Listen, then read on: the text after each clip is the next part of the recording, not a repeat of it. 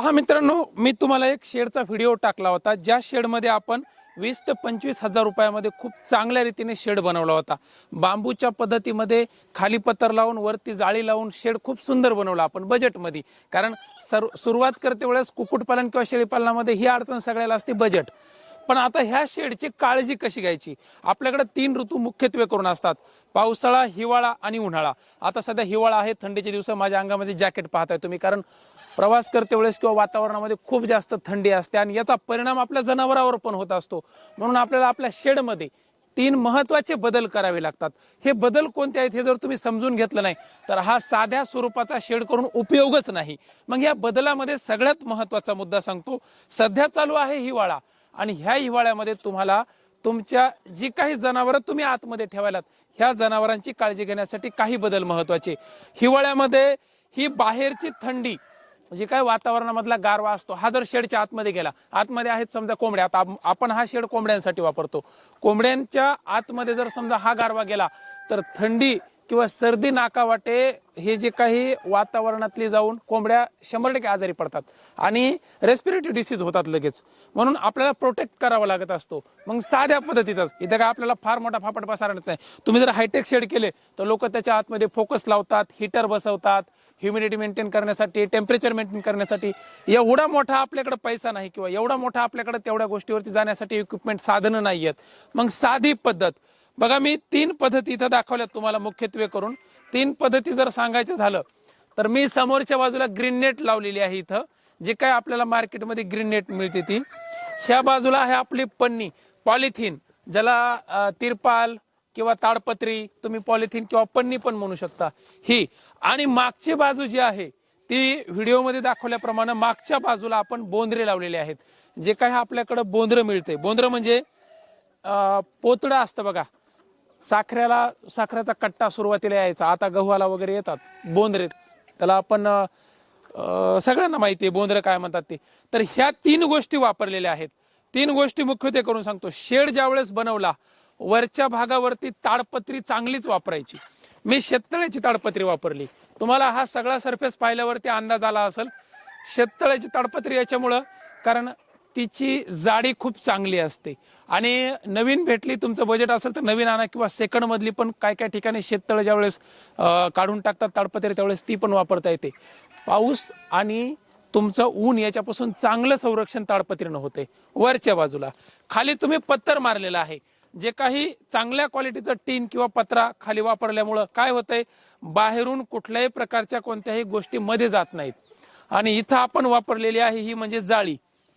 आता ही जाळी असते लोखंडी जाळी, 1 इंचीचा गाला असणारी जाळी ज्यावेळेस वापरतो त्यावेळेस काय बाहेरचे उपद्रव देणारे काय मंगूस, मांजर वगैरे आतमध्ये जाण्याचा संबंधच नाही। मुद्दा आहे तो वातावरणाचा।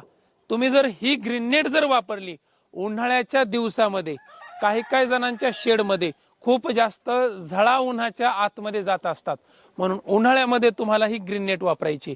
तुम्ही साधी निस्ती वर निस्ती शिवून टाकली किंवा अटकून जरी टाकली आणि अशा स्वरूपात तुम्हाला लगेच वर पण करता येते। ही ग्रीन नेट उन्हाळ्यामध्ये वापरा। पावसाळ्यामध्ये ज्यावेळेस तुमच्याकडे पाऊस जास्त आहे, ओसाडा येण्याची भीती असते। ओसाडा म्हणजे बघा, पावसाचा ओसाडा ह्या बाजूने जर आला तर तो आतमध्ये घुसू नये म्हणून ही साधी तुम्ही ताडपत्री वापरू शकता। ही लटकत्या स्वरूपात ठेवून दिली, संपला विषय।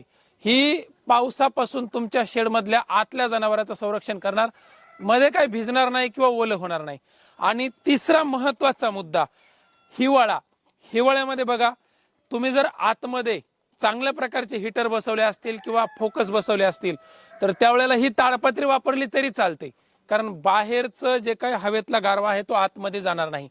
पण सगळ्यात बेस्ट जे की मागच्या बाजूने बसवलेले आहेत, मी बोंद्रे म्हणतो त्याला बघा आपण, का एक पोत्याचे जे काही बोंद्रे असतात ते बोंद्रे आपण ह्या बाजूला वापरलेले आहेत।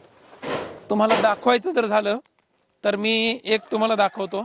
मागची पूर्ण साईड त्यानेच आपण कव्हर केलेली आहे। हे बोंद्र असतं बघा, ह्याचा गुणधर्म काय असतो माहितीये का? हे असतं आपल्या नारळाच्या त्या याच्यापासून बनवलेलं। हे गरमी खूप जास्त पैदा करतं। आपण हिवाळ्यामध्ये असे स्वेटर, जॅकेट किंवा उलनचे कपडे वापरतो जेणेकरून तुम्हाला ते बाहेरच्या थंडीपासून शरीराला गरमी मिळावी म्हणून। तसं हे ट्रान्सपरंट असतं म्हणजे गरमीचं काम करतं। हे बाहेरची थंडी बाहेरच ठेवतं, आतमध्ये उबदारपणा तयार करतं.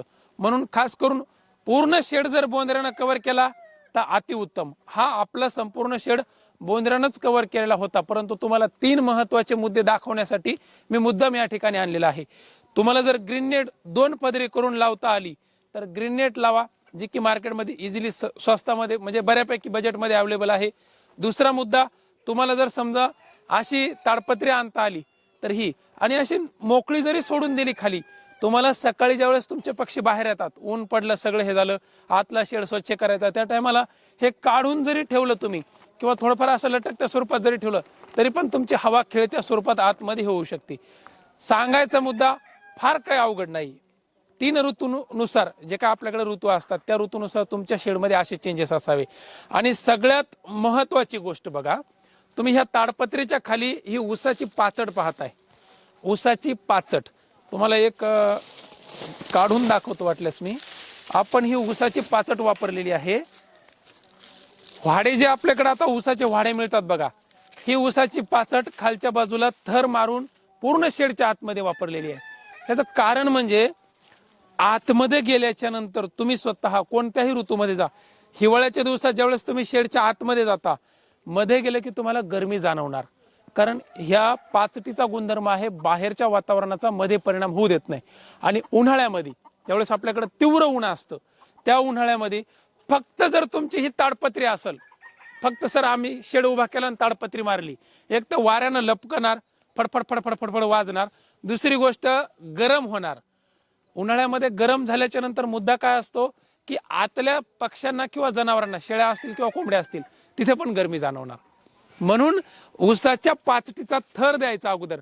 तुम्ही ज्यावेळेस फ्रेम बनवता, लाकडी बांबूची त्या पिलरवरती ज्यावेळेस फ्रेम बनवली, त्याच्यावर हे मस्त पदशीर आथरायचे आणि आथरून वरती बांबू मारून पॅक करायचे. व्हिडिओमध्ये तुम्हाला पदशीर दिसायले आपण कशा स्वरूपामध्ये बांबूची फ्रेम तयार केलेली आहे. त्याच्यावरती एक पाचटीचा थर आथरायचा आणि आथरल्याच्या नंतर मग तुमची ताडपत्री वापरा. एक तर पावसानं किंवा हिवानं, वदाडानं किंवा जे काही तुमच्याकडे दव पडतं त्या दवाने ही पाचट खराब पण होणार नाही. आणि दुसरा मुद्दा, दोन्ही ऋतूमध्ये बॅलन्स ठेवेल ती.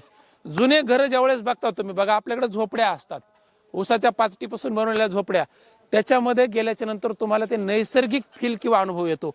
म्हणून जनावरांसाठी अशा स्वरूपाचा शेड असावा. आपण साध्या बजेटमध्ये बनवला बघा, मी तुम्हाला मागे सांगितलं, एक 20 बाय 30चा शेड एक 20-25 हजारामध्ये आरामात बनतो. तुमच्याकडे जर काही लाकडं बांबू वगैरे जर असतील घरचे घरी तर तुमचा अजून स्वस्तात बनतो. मग ह्या शेडला आणखी चांगल्या लेवलवर नेण्यासाठी ह्या 2-3 गोष्टी महत्वाच्या आहेत. कारण वरची पन्नी, फक्त जर पन्नी किंवा ताडपत्री वापरली तर ती लपकणार आणि फाटण्याची शक्यता पण खूप जास्त असते.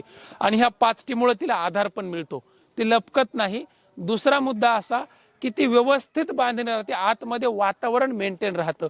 साईडला जर समजा तुम्ही असं काही लावलं नाही, आता उदाहरणार्थ हा जर परिसर, आता तुम्हाला लाईव्ह डेमोज दाखवतो मी, हा परिसर समजा तुमचा आता मोकळा आहे, इथं ही जाळी मारलेली आहे आणि आपल्याकडं महाराष्ट्राचं वातावरण सांगतो, काही काही भागामध्ये, परभणीचा जिल्हा घ्या ना, 6-7 डिग्री पर्यंत खाली टेम्परेचर येतं.